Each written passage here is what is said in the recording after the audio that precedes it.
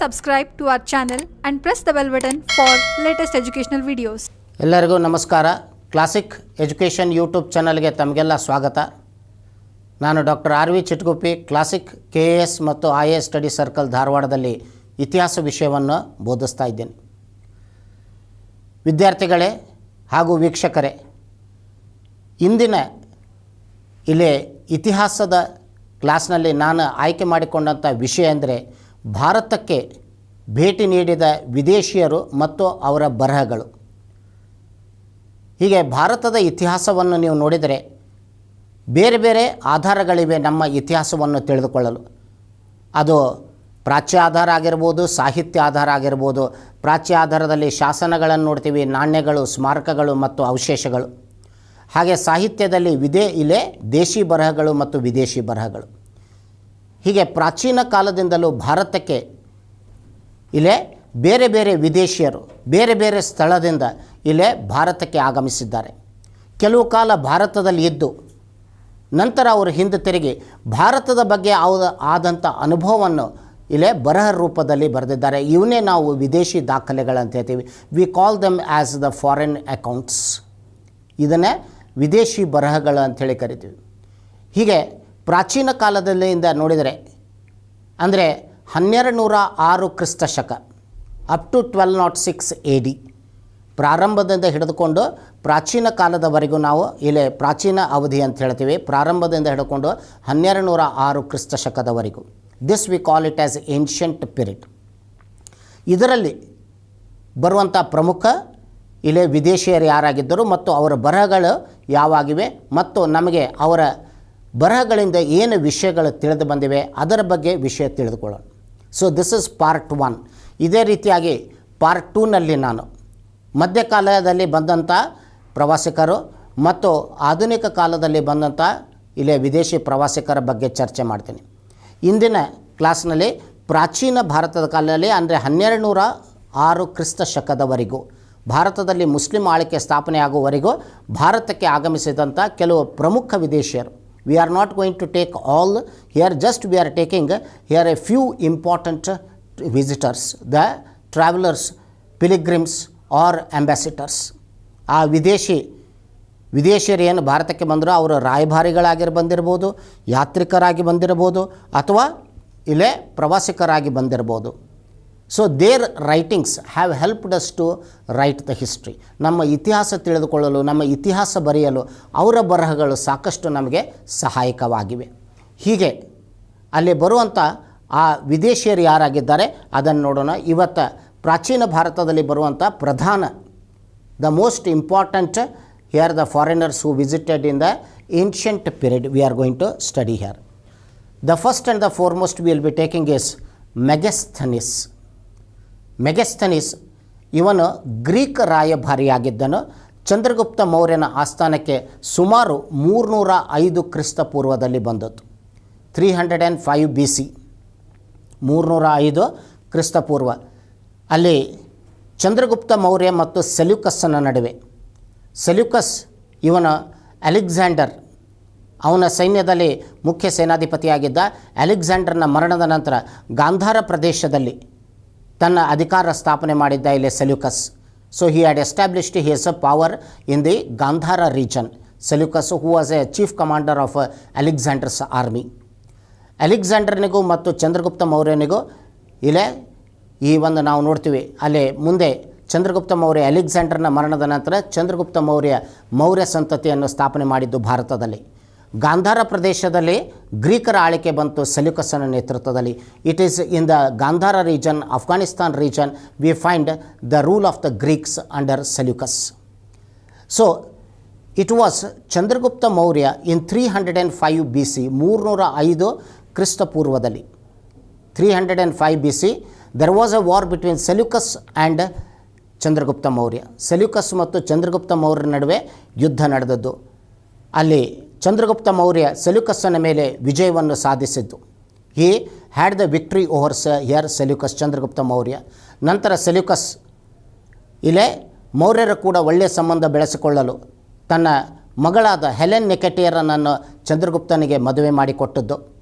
ಅಷ್ಟೇ ಅಲ್ಲ, ಇಲ್ಲೇ ತನ್ನ ರಾಯಭಾರಿಯಾಗಿ ಮೆಗಸ್ಥನೀಸನನ್ನು ಅಲ್ಲೇ ಚಂದ್ರಗುಪ್ತನ ಆಸ್ಥಾನಕ್ಕೆ ಕಳಿಸಿತು. He sent Megasthenes as the ambassador to the court of Chandragupta Maurya. ಇವನು ಗ್ರೀಕ್ ರಾಯಭಾರಿಯಾಗಿದ್ದನು Megasthenes. So Megasthenes, so approximately this war had taken place in 305 BC. ಹಿಂದೆ ಮುಂದೆ ಈ ಒಂದು ನಾವು ನೋಡ್ತೀವಿ 305 ಕ್ರಿಸ್ತಪೂರ್ವದಲ್ಲಿ ಈ ಯುದ್ಧ ನಡೆದಿತ್ತು ಸೆಲ್ಯೂಕಸ್ ಮತ್ತು ಚಂದ್ರಗುಪ್ತ ಮೌರ್ಯನ್. ಅದೇ ಅವಧಿಯಲ್ಲಿ ಅಥವಾ ಅದರ ನಂತರ ಯುದ್ಧದ ನಂತರ ಇಲ್ಲೇ ಮೆಗಸ್ಥನೀಸ್ ಅಲ್ಲೇ ಮಗಧಕ್ಕೆ ಆಗಮಿಸಿದ್ದು, ಪಾಟಲಿಪುತ್ರಕ್ಕೆ ಆಗಮಿಸಿದ್ದು, ಚಂದ್ರಗುಪ್ತನ ರಾಜಧಾನಿಯಾದ. So Megasthenes, so after staying in Magadha, here he mainly had lot of here experience in Magadha. He was able to understand the culture of the here mainly the people. He was able to understand the administrative aspects of the Magadha. ಮಗಧದ ಆಡಳಿತ ವ್ಯವಸ್ಥೆ ಬಗ್ಗೆ ಸಾಕಷ್ಟು ಅವನಿಗೆ ಇಲ್ಲೇ ತಿಳಿದುಕೊಂಡದ್ದು, ಹಾಗೆ ಜನರ ಸಂಸ್ಕೃತಿಯ ಬಗ್ಗೆ ಕೂಡ ಈ ಒಂದು ತಿಳಿದುಕೊಂಡದ್ದು. ಇದು ಎಲ್ಲವೂ ನಂತರ ಅವನು ಇಂಡಿಕಾ ಅಂಥೇಳಿ ಏನು ಒಂದು ಕೃತಿಯನ್ನು ಬರೀತಾನೆ. After he writes that Indica ಅಂಥೇಳಿ ಏನು ಕೃತಿ ಬರೆದಿದ್ದಾನೆ ಅದರಲ್ಲಿ ಇದರ ಬಗ್ಗೆ ಎಲ್ಲ ಮಾಹಿತಿಗಳನ್ನು ಕೊಟ್ಟಿದ್ದಾನೆ. He has given the information about what he experienced in ಮಗಧದಲ್ಲಿ ಆದಂಥ ಅವನ ಅನುಭವಗಳನ್ನು ಅಲ್ಲಿ ಹೇಳ್ತಾನೆ ಇಂಡಿಕಾ ತನ್ನ ಕೃತಿಯಲ್ಲಿ. ಆದರೆ ಇಂಡಿಕಾ ಮೂಲ ಕೃತಿ ಈಗ ನಮಗೆ ಲಭ್ಯವಿಲ್ಲ. The original Indica is not available to us. Megasthenes ಇಂಡಿಕಾದಲ್ಲಿ ಏನು ಉಲ್ಲೇಖನೆ ಮಾಡಿದ್ದಾನೆ ಅದನ್ನು ಸಮಕಾಲೀನ ಕೆಲವು ಗ್ರೀಕ್ ಇತಿಹಾಸಗಾರರು ತಮ್ಮ ಕೃತಿಗಳಲ್ಲಿ ಅದನ್ನು ಉಲ್ಲೇಖಿಸಿದ್ದಾರೆ. ಹೀಗಾಗಿ ಅಲ್ಲಿದ್ದ ಕೆಲವು ವಿಷಯಗಳನ್ನು ಇಂಡಿಕಾದಲ್ಲಿ ಹೀಗಿತ್ತು ಇದನ್ನು ವಿವರಣೆ ಕೊಟ್ಟಿದ್ದಾನೆ ಅಂಥೇಳಿ ನಾವು ಹೇಳ್ಬೋದು. The original Indica is not present today. ಅದಕ್ಕೆ ಅದನ್ನು ಅಲ್ಲಿ ಕೆಲವು ಸಂಗ್ರಹಗಳಾಗಿದ್ದು ಸಮಕಾಲೀನ ಇಲ್ಲೇ ಗ್ರೀಕ್ ಇತಿಹಾಸಗಾರರು ಮೆಗಸ್ಥನೀಸನ ಬರಹಗಳಿಂದ ತಮ್ಮ ಬರಹಗಳಲ್ಲಿ ಕೂಡ ಅದನ್ನು ಜೋಡಿಸ್ಕೊಂಡಿದ್ದಾರೆ. ಅಲ್ಲಿದ್ದ ನಾವು ಕೆಲವು ವಿಷಯಗಳನ್ನು ತಿಳಿದುಕೊಳ್ಳಬಹುದು. ವಿಶೇಷವಾಗಿ ನಾವು ನೋಡ್ತೀವಿ ಮೆಗಸ್ಥನೀಸ್ ಇವನು ಪಾಟಲಿಪುತ್ರ ನಗರ ಆಡಳಿತದ ಬಗ್ಗೆ ಹೇಳಿದ್ದಾನೆ. He has given the best description about the Pataliputra city administration. Pataliputra ನಗರ ಆಡಳಿತ ಏನಿತ್ತು ಅದರ ಬಗ್ಗೆ ಸಾಕಷ್ಟು ವಿವರಣೆ ಕೊಟ್ಟಿದ್ದಾನೆ. ಅವನು ಹೇಳ್ತಾನೆ ಪಾಟಲಿಪುತ್ರ ಇದರ ಆಡಳಿತವನ್ನು ಇಲ್ಲೇ 6 ಮಂಡಳಿಗಳು ವಹಿಸಿಕೊಂಡಿದ್ದವು. There were 6 boards to look after the administration of the city of Pataliputra. ಮತ್ತು ಪ್ರತಿಯೊಂದು ಮಂಡಳಿಯಲ್ಲಿ 5 ಸದಸ್ಯರಿದ್ದರು. Every board had 5 members. ಹೀಗೆ ಒಟ್ಟು 30 ಸದಸ್ಯರು ಆ ನಗರವನ್ನು ನೋಡಿಕೊಳ್ತಾ ಇದ್ದರು. 30 people were in charge of the city there. ಅಧ್ಯಕ್ಷರು ಅಂಥೇಳಿ ಕರಿತಾ ಇದ್ದರು.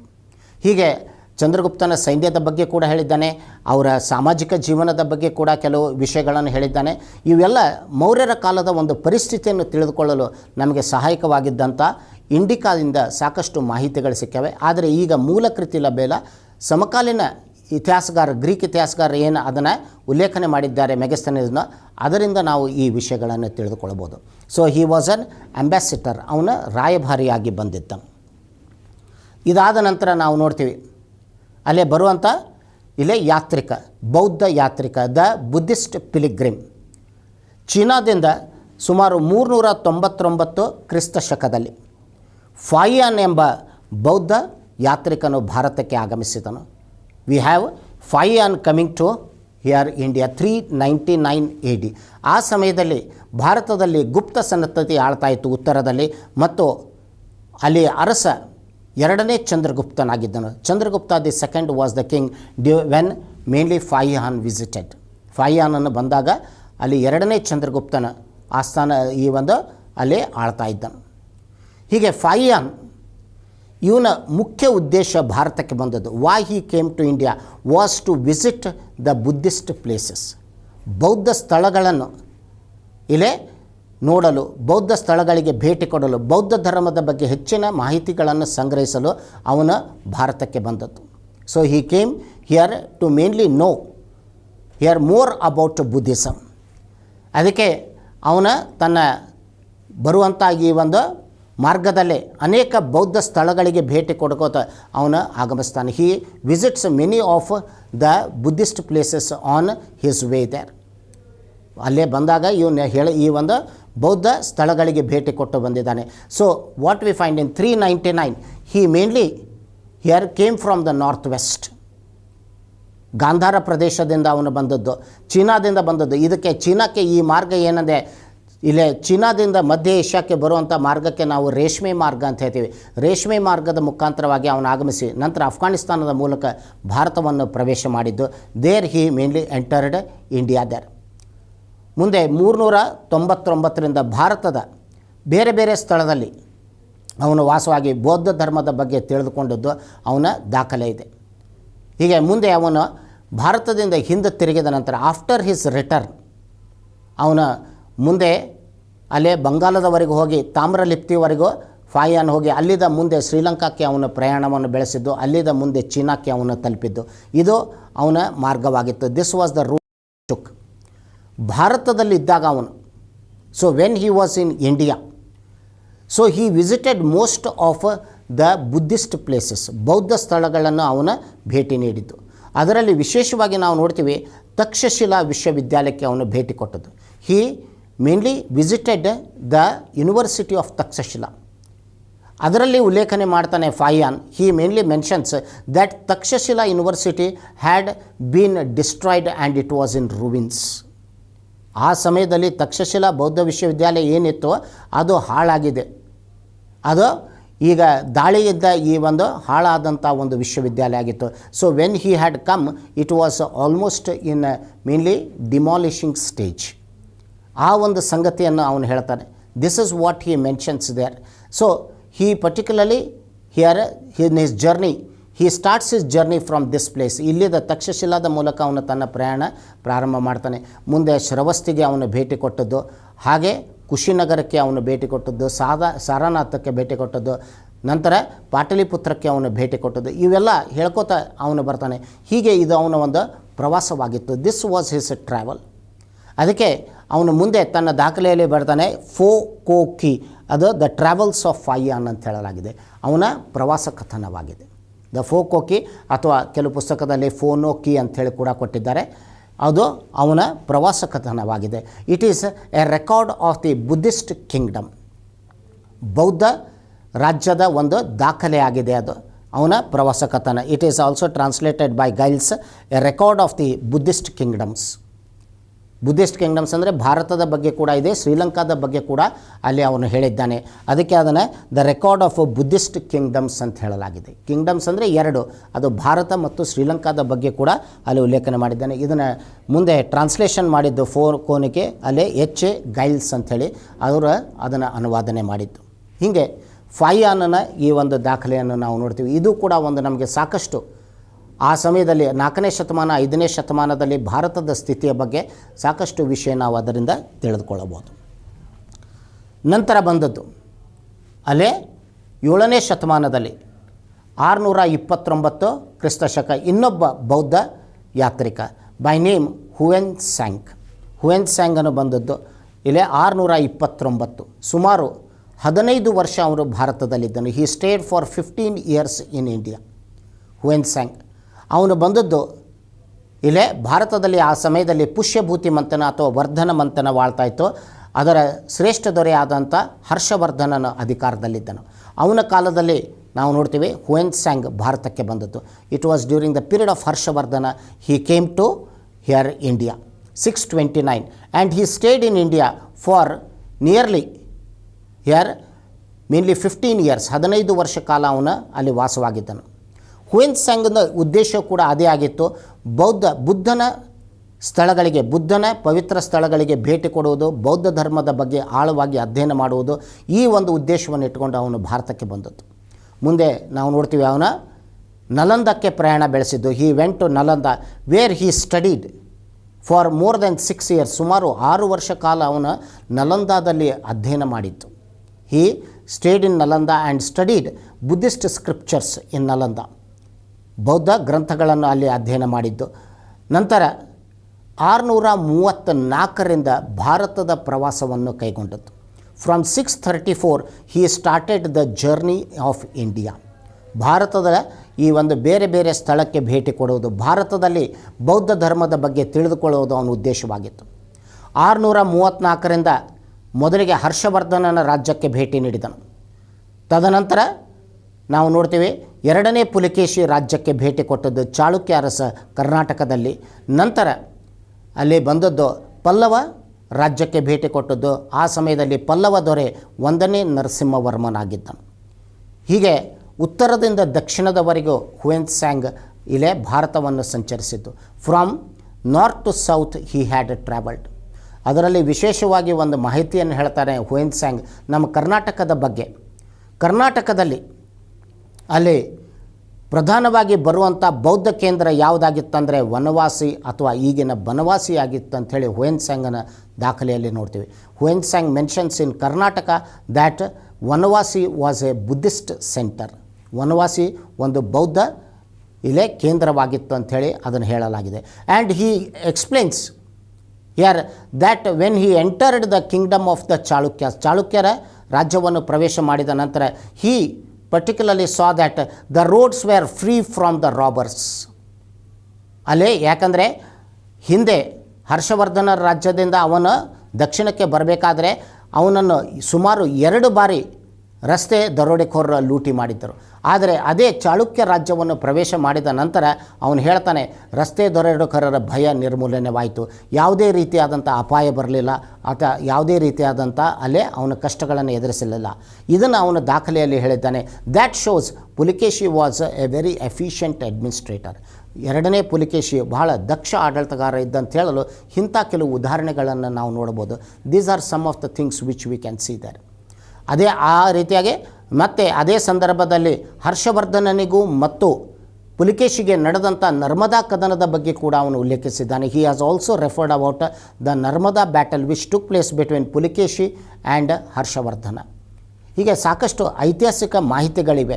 There is a lot of historical information in the record of Hiuen ಅವನು ಬರೆದಂಥದ್ದು CUK ಆಗಿದೆ.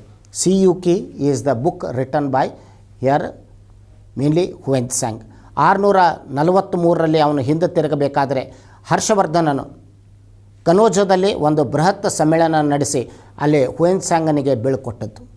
643 a huge council was arranged at Kannauj, the capital of Harshavardhana, to bid a farewell to here Hiuen ಬೀಳ್ಕೊಡಲು ಒಂದು ಸಮ್ಮೇಳನ ನಡೆದದ್ದು.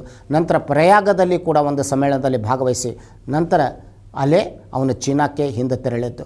So for nearly 15 years he was there in India. 15 ವರ್ಷ ಕಾಲ ಭಾರತದಲ್ಲಿದ್ದದ್ದು Hiuen ಆಗಿದ್ದಾನೆ. ಇದು ಅವರ ದಾಖಲೆಯಿಂದ ಕೆಲವು ಐತಿಹಾಸಿಕ ಮಾಹಿತಿಗಳು ಹೆಂಗೆ ಬರ್ತವೆ. So when it was translated by Samuel Beal here this book CUK, it was here mainly given as Buddhist records of the western world. ಇದು ಆಂಗ್ಲ ಭಾಷೆಗೆ ಅನುವಾದನೆ ಆಗಿದ್ದು ಸ್ಯಾಮ್ಯುಯಲ್ ಬೇಲ್ ಅವರಿಂದ ಅದನ್ನು Buddhist records of the western world ಅಂಥೇಳಿ ಅದನ್ನು ಕರೆಯಲಾಗಿದೆ. Buddhist records of the western world ಅಂದರೆ ಇಲ್ಲಿ ಭಾರತವನ್ನು ತೆಗೆದುಕೊಳ್ಬೇಕು. ಚೀನಾದ ಪಶ್ಚಿಮಕ್ಕೆ ಬರುವಂಥ ಭಾರತವನ್ನು ನಾವು ಅಲ್ಲಿ ತೆಗೆದುಕೊಳ್ಬೇಕು. ಅಲ್ಲಿರುವಂಥ ಬೌದ್ಧ ದಾಖಲೆಗಳು, the Buddhist records of India, ಅದನ್ನು ಅಲ್ಲಿ ಅವನು ಹೇಳಿದ್ದಾನೆ ಹುಯೆನ್ ನಂತರ 679 679 ಇನ್ನೊಬ್ಬ ಬೌದ್ಧ ಯಾತ್ರಿಕ ಬಂದದ್ದು ಚೀನಾದಿಂದ ಇತ್ ಸಿಂಗ್ 679ರಲ್ಲಿ ಬಂದದ್ದು. ಆ ಸಮಯದಲ್ಲಿ ನಾವು ನೋಡ್ತೀವಿ ಇತ್ಸಿಂಗ್ ಬಂದಂಥ ಸಮಯದಲ್ಲಿ ಅಲ್ಲಿ ಸಣ್ಣ ಸಣ್ಣ ರಾಜ್ಯಗಳು ಈ ಒಂದು ಬೆಳೆದದ್ದು. There were small independent kingdoms, ಸಣ್ಣ ರಾಜ್ಯಗಳ ಅಲ್ಲಿ ಉಗಮವಾಗಿದ್ದು. So there were very small independent kingdoms of mainly north India. Because after the fall of ಹರ್ಷನ ನಂತರ ಪುಷ್ಯಭೂತಿ ಮಂಥನದ ನಂತರ ಸಣ್ಣ ರಾಜ್ಯಗಳು ಹುಟ್ಟಿಕೊಂಡವು ಉತ್ತರದಲ್ಲಿ. ಅಲ್ಲೇ ಆ ಒಂದು ರಾಜಕೀಯ ಭದ್ರತೆ ಏನಿತ್ತು ಅದು ಒಡೆದು ಹೋಯಿತು, ರಾಜಕೀಯ ಒಕ್ಕಟ್ಟು ಒಡೆದು ಹೋಯಿತು. ಹೀಗಾಗಿ ಅಲ್ಲೇ ಸ್ವತಂತ್ರವಾದಂಥ ಇಲ್ಲೇ ಲಘು ರಾಜ್ಯಗಳನ್ನು ನಾವು ನೋಡ್ತೀವಿ ಇಲ್ಲೇ ಇತ್ಸಿಂಗ್ ಬಂದಂಥ ಸಮಯದಲ್ಲಿ. So Itsing mainly here he came, mainly his object was also to collect the Buddhist record information. ಇವನ ಉದ್ದೇಶ ಕೂಡ ಬೌದ್ಧ ದಾಖಲೆಗಳ ಸಂಗ್ರಹ, ಬೌದ್ಧ ಧರ್ಮದ ಬಗ್ಗೆ ಹೊಸ ವಿಷಯಗಳನ್ನು ಸಂಗ್ರಹಿಸಲು ಅವನು ಬಂದದ್ದು.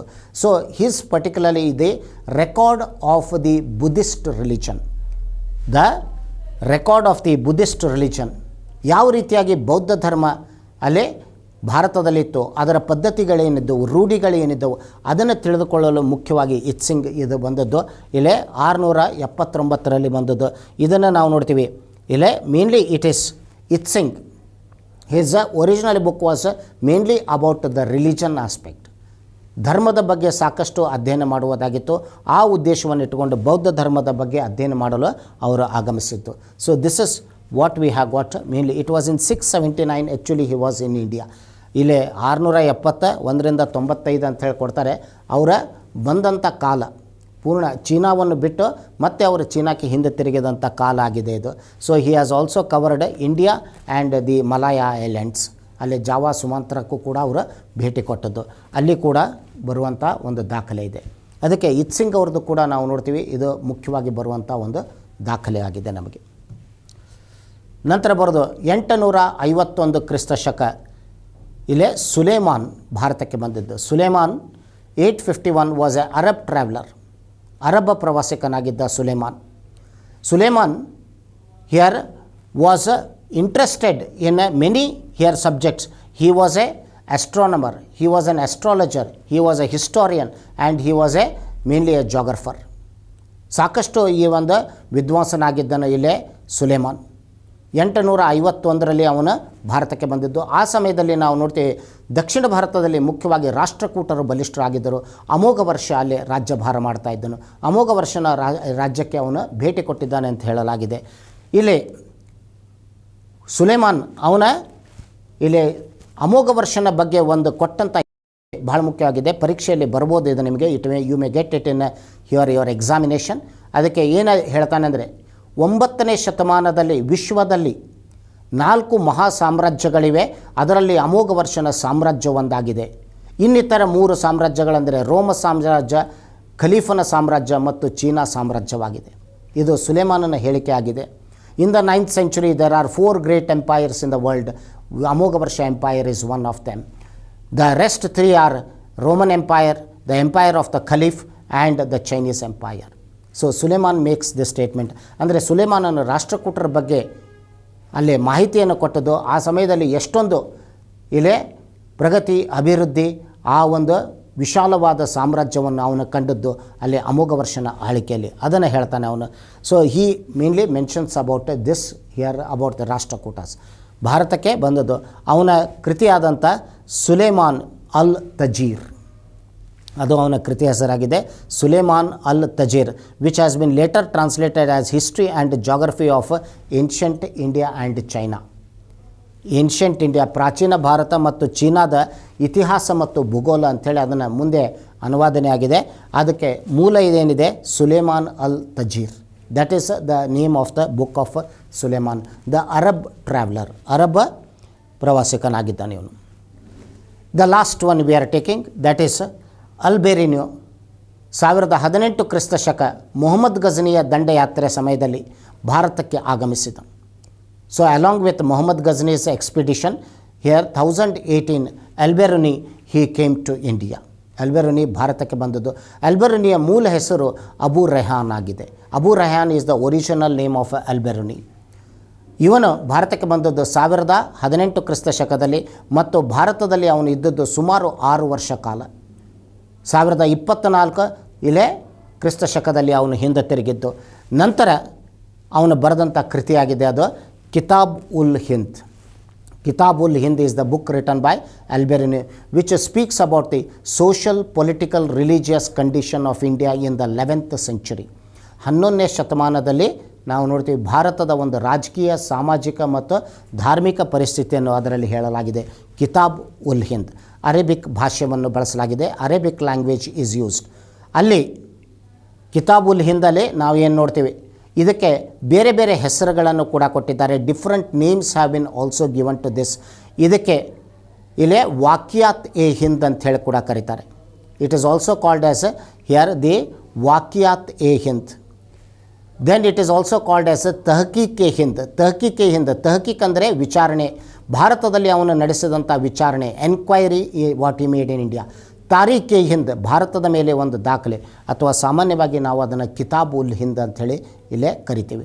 So this is what here mainly here he speaks. One of the very interesting aspect of Alberuni is ಇವನು 2 ವರ್ಷ ಕಾಲ ವಾರಣಾಸಿಯಲ್ಲಿದ್ದು ಸಂಸ್ಕೃತವನ್ನು ಅಧ್ಯಯನ ಮಾಡಿ ಮುಂದೆ ಆರ್ಯಭಟ್ಟ ಮತ್ತು ವರಮೀರರ ಕೃತಿಗಳನ್ನು ಅಧ್ಯಯನ ಮಾಡಿದ್ದನು. Because he was also very much interested in astronomy. ಖಗೋಳಶಾಸ್ತ್ರದಲ್ಲಿ ಕೂಡ ಬಹಳ ಅವರಿಗೆ ಆಸಕ್ತಿ ಇತ್ತು. ಅದಕ್ಕಾಗಿ ಇವರ ಬಗ್ಗೆ ಅಧ್ಯಯನ ಅವನು ಮಾಡಿದ್ದು. ಇದು ಒಂದು ವಿಶೇಷತನ ನಾವು ಇಲ್ಲೇ ಗಮನಿಸ್ಬೋದು ಅಲ್ಬೆರನಿಯಲ್ಲಿ.